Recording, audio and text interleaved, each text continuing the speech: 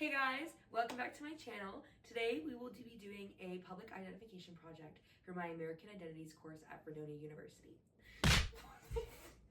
So with me today, I have one of my group members, Ashley, Hi. and she will be doing this podcast with me.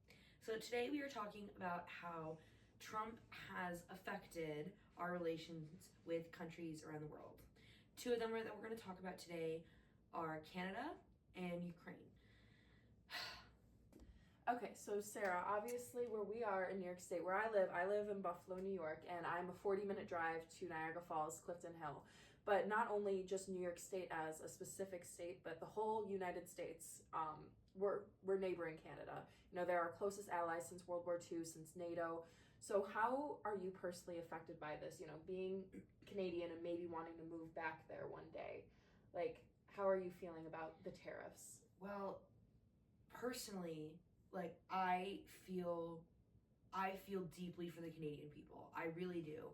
It must be so hard dealing with our government and our administration, you know, putting these tariffs on their products so that, one, we won't buy them because they're too expensive, and then Canada standing up for itself, thankfully, you know, putting tariffs on our products, and the Canadians aren't buying them either. And I just think this trade war that's going on between Canada and the United States of America is total bupkis. I think Trump should not have touched our ally.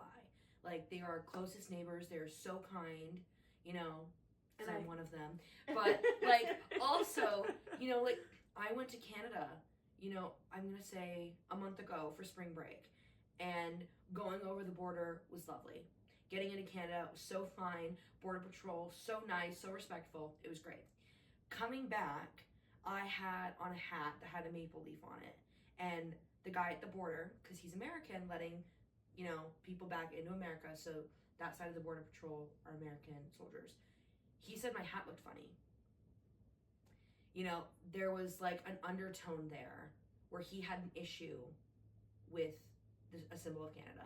And I just think that we as Americans should not be focused on, you know, hurting and separating ourselves from our closest and nicest allies. I don't understand. We share borders with them. We should be respectful and we should have great diplomacy with them. And I think this is just putting all of that down the drain.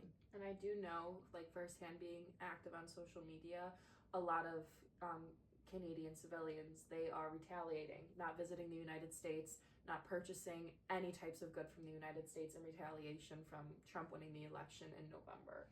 My mom sends me all of those Facebook, like, feeds. She's like, oh, look, they aren't buying any U.S. products. It's like, yeah, no more Heinz. Visiting. Heinz ketchup, gone. My grandmother, she lives in Canada. She's a Heinz addict. Okay, and she won't buy Heinz anymore. So it's just like, it's affecting everyone. It's affecting the breakfast table, and I think we should stop. So,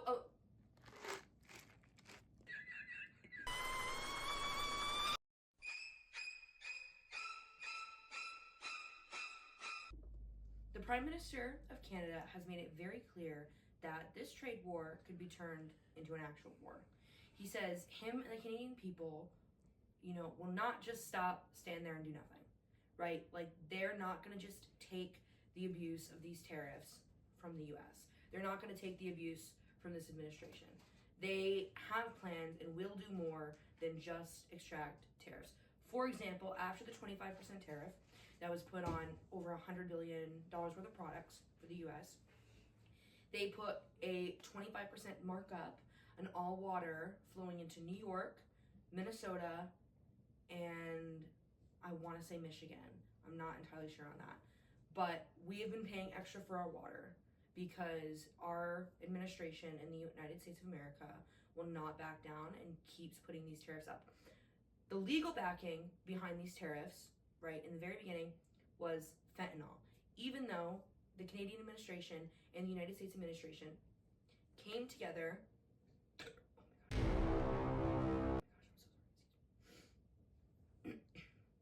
Came together and they came up with these plans to get rid of fentanyl, you know, crossing borders, getting into people's bloodstreams, kids, adults.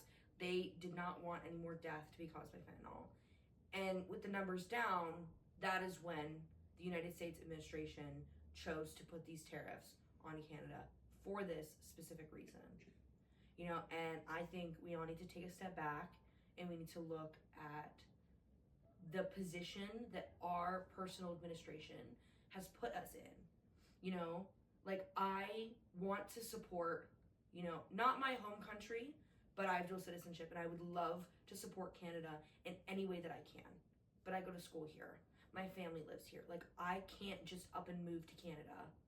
And at this point, you know, with tensions this high, you know, and Americans already, you know, fleeing to Canada, so to speak, to, you know, step away from this administration, like tensions are high and it's really hard being an American anywhere else in the world right now.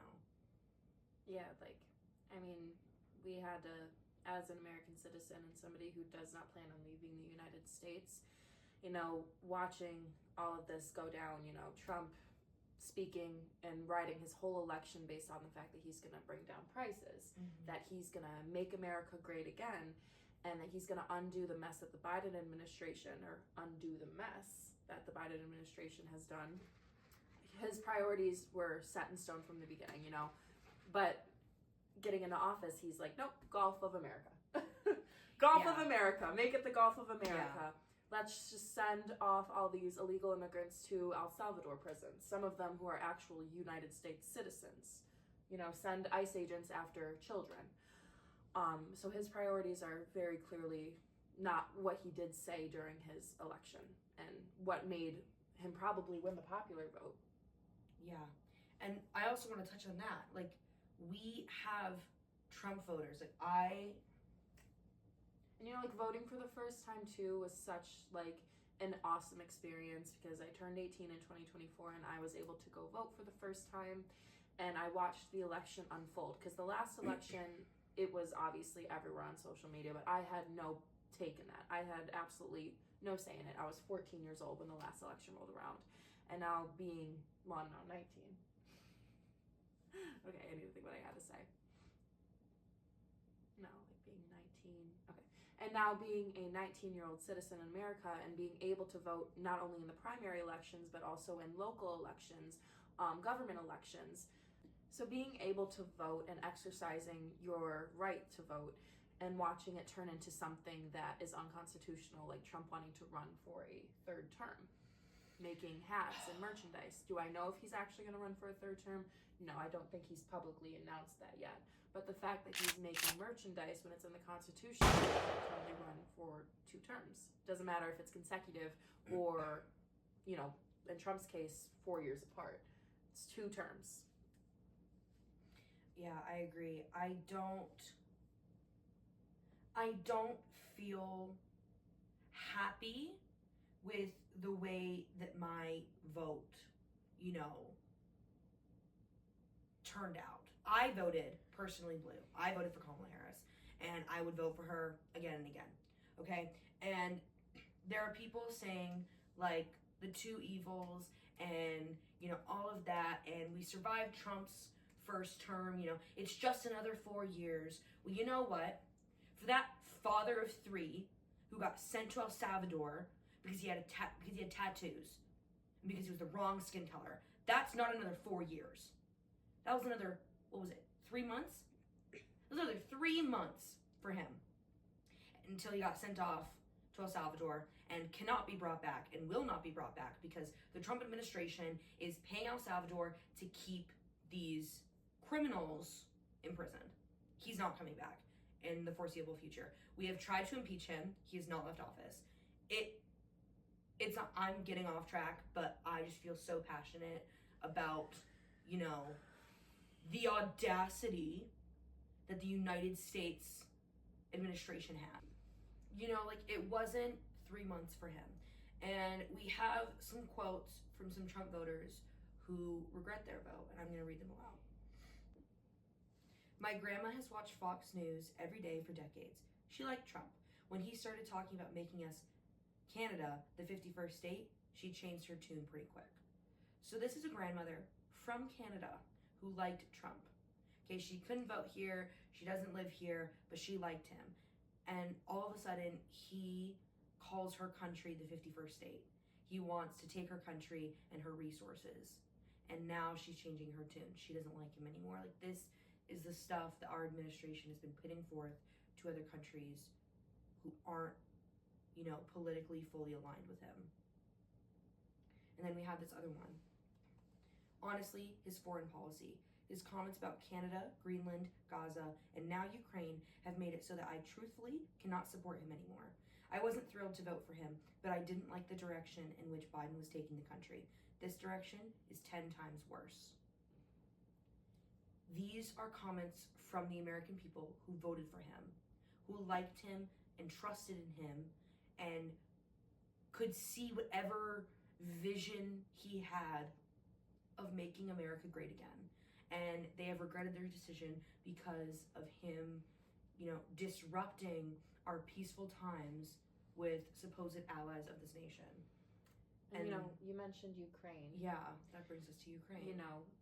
Under Biden, the United States was one of Ukraine's biggest allies. We were their safe space, almost sending them billions of dollars and weapons to fight back against Putin. And, Trump wants to undo all of this, claiming that he's going to have this war resolved in a second. And it's not. And, Canada is also a big support to Ukraine and Zelensky. And it's not getting solved. Trump's history with Ukraine has been set in stone from a long time ago. Yeah, and his interview and meeting with Zelensky in the Oval Office, certainly it was not helpful that Zelensky's first question was about whether or not he was wearing a suit. This was a meeting to discuss the peace that Trump would bring to Zelensky, that America would bring to Ukraine. And the first question that President Zelensky of Ukraine is asked by our own Vice President J.D. Vance is, why wouldn't you wear a tie? Why wouldn't you wear a suit today? Why don't you wear a suit? Some people find it disrespectful. And Zelensky responded, in I think an incredible fashion. He just said, we're at war. Why would I dress up and look fancy and take part in these expensive things when we're at war and we could use that money for other things, like fighting the war? And I just think it was so incredibly disrespectful of our own vice president to ask that question to a leader who is trying to fight for his people. And because the U.S. might not be, a reliable partner, that could be very catastrophic for Ukraine in this ongoing war that started over 3 years ago. Yes. And, J.D. Vance, again, during the interview, questioned Zelensky, why aren't you more thankful? Why haven't you said thank you? When Zelensky said it like 3 times prior to that comment. And I just think the lack of respect that the U.S. administration has for the Ukrainian administration is very prominent. And I just feel like a big pile of hullabaloo. I love that word. But yeah, Trump claims that in the interview, Trump claimed that if he was elected into office in 2020, the war would have never started. We don't know whether or not that's true or not. We have no idea. We do know that Trump has made alliances with Putin when he was in office, but he also referred to Putin as didn't he call him a genius the one time? Yep, genius. Great guy. Great guy. He's a great guy. He dealt with the Russia thing. He dealt with that. He didn't go to war with us. But he's telling the Zelensky, like, the way to end this is to concede proper territory to Russia. When Ukraine should not have to give up their independence, their country, in a war that should have never started. Because who knows what would have happened if, Trump did win in the 2020 election. We don't know. So Trump cannot go around saying that, the war would have never started under my watch, when we do not know that for a fact. Because Putin has wanted to invade Ukraine for decades. Starting in 2014 is when Putin started making his first moves. And nothing happened with the U.S. administration. our President Obama didn't really do anything. And then when Trump was in term in 2016, he didn't really do anything. And then finally, it was a big enough of a thing, a big enough of a tragedy where lives had already been lost, but finally, it was kind of affecting us. So that's when Biden stepped in. And do I think that Biden handled it perfectly? No. But he did what he could with the power that he had with the ideas surrounding him. And I think that we take that into consideration, considering past President Biden was an old man. Okay? And our current President Trump is also an old man. Okay? And I think that we should be, not necessarily cozying up to our allies. If you want something, ask for it. Diplomacy and political moves, strategy. I don't see any issue, bargaining with a country and trying to make your case, for something that you want out of Canada. If you want some of Canada's resources, make a deal. He's so big about his deals. Why do you have to affect the American people to do it? And also, might I add, this is a very bad time to be fighting with our NATO allies as tensions of World War III are continuously rising, with Gaza and Israel. Netanyahu, I don't know if you've seen that, but either Trump or Netanyahu want to bomb Iran's nuclear plant. I'm scared of World War III personally. I'm very afraid of it because of nuclear weapons and because we live in New York State. They'd hit major cities and the radiation would kill us if not the initial impact. So with all these tensions rising, we do not need to be turning backs on our closest allies such as Canada, because Iran is building their nuclear bomb and, Israel's right there. So if Netanyahu won't knock it down, Trump will, which will create so much more tension in the Middle East in America than there already is. Because, United States was also funding Israel and their bombs to destroy Gaza. So that made Hamas hate us even more, hate the United States even more than they already did. And that made all those Middle Eastern countries hate us even more, like Hezbollah, those walkie-talkie attacks. Yeah. I don't remember when the exact date was, but I do remember the walkie-talkie attacks. Tensions are rising in the Middle East, tensions are rising everywhere, and tensions are rising between two neighboring countries. So this is just such a bad time to create bad blood between our NATO allies. I agree. And I just think... Oh yeah, and then I'm pretty sure, Kim Jong-un makes this threat every other week that he wants to nuke a country. I don't remember what country it was. Let me look it up. It's probably us. What country does? Or because Kim Jong-un and Trump's love letters. South Korea. Yeah. That was a few months ago, though. Love South Korea. Jungkook. He was gonna be my Make-A-Wish. So have you guys heard about that? Iran Yeah. or the United States wants to bomb Iraq or Iran? Mm-hmm. Alright. So yeah, and I just think that we all need to be so much more conscious and aware of policies before we vote. Because I know personally a friend of mine who is no longer a friend of mine, sadly. She was sweet. But she voted for Trump because of his economic plan. And I just feel so apathetic towards her right now because I tried to explain to her. I tried to explain to her, the detriment of what her vote could do. And it just wasn't getting through.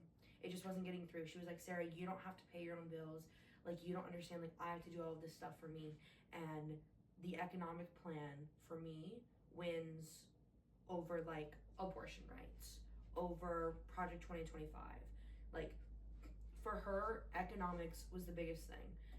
And, I can't help but not care if she can pay her bills or not right now because of all the stuff that Canada's going through, all the stuff that Palestine is going through, Ukraine. Those are 3 countries that have had horrible stuff happen to them because of our administration in the United States right now. And I just think that we should all go into voting, one, using our vote, and two, using it wisely. I did research before I voted. You know, I didn't want to vote for Trump, but I wasn't just going to blindly vote for Kamala if someone in the independent party, you know, had better policies and had what I envisioned a great America to be. And I just think people not voting and people voting for Trump because of his economic plan that they didn't read is what has caused all of this. And you know, when America turns inward, the whole world feels it, and it's not in a good way. No. Because countries envy America. Yeah. They want to see us fail. Mm-hmm. Countries truly do. There was, I feel, a time where America was truly thriving, you know, economically, you know, jobs were at an all-time high, but we're not thriving as much as a country anymore. We have flaws just like every other country, but we're completely turning inward, which is not a great thing. We should not be wanting that. So, thank you guys for watching. Hopefully you agreed with some, if not all, of our talking points. If you have any ideas or any opinions, drop them in the comments below. Make sure to like and subscribe. Also, this is in no way hate to the Trump administration. I love you all. Thank you. Thank you for tuning in. I am registered to vote as independent. I don't think you knew that about me, did you? No. Yeah, I am registered to vote as independent, and I try to see side by side, and I try to see clarity on both sides. But you know, when a trade war is ongoing, you know, Hard to do that. you know who I vote for. Yep. Go blue or red. No, respect all political opinions. This is in no way, shape, or form attacking anybody for their political opinions. Everyone is entitled to their own opinion. That is what makes America a democracy, which hopefully will stay a democracy. Yes. Have a great day. Like and subscribe! Wait, check out my poetry. No, don't put that in there.